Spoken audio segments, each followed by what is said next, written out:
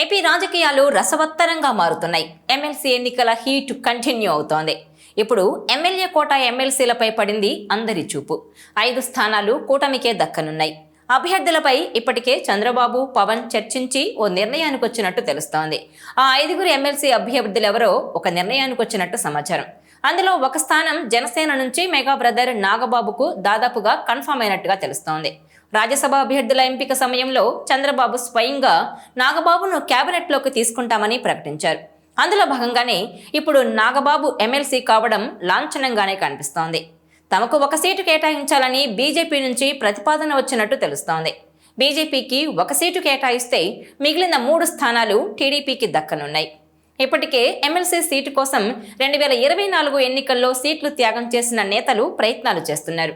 TDP నుంచి ఒక OC, ఒక బీసీ, ఒక ఎస్సీకి సీటు కేటాయించేలా కసరత్తు జరుగుతున్నట్టు సమాచారం.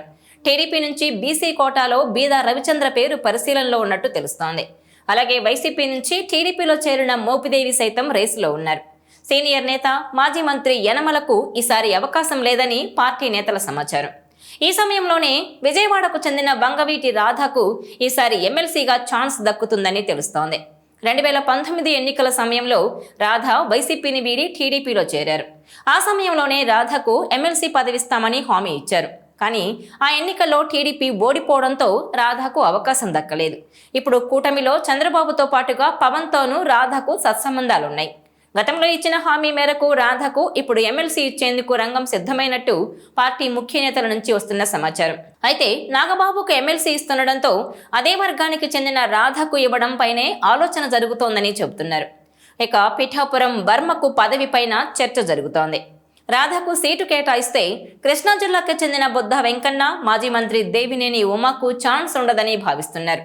ఎస్సీ వర్గం నుంచి పశ్చిమ గోదావరికి చెందిన 2 మాజీ మంత్రుల్లో ఒకరికి ఛాన్స్ దక్కే అవకాశం ఉంది. దీంతో కూటమి నుంచి ఖరారు చేసే 5గురు అభ్యర్థుల తుది ఎంపిక పైన ఆశావహుల్లో ఉత్కంఠ కొనసాగుతోంది. ఈ వీడియో మీకు నచ్చినట్లయితే please share, like and subscribe R24 Telugu.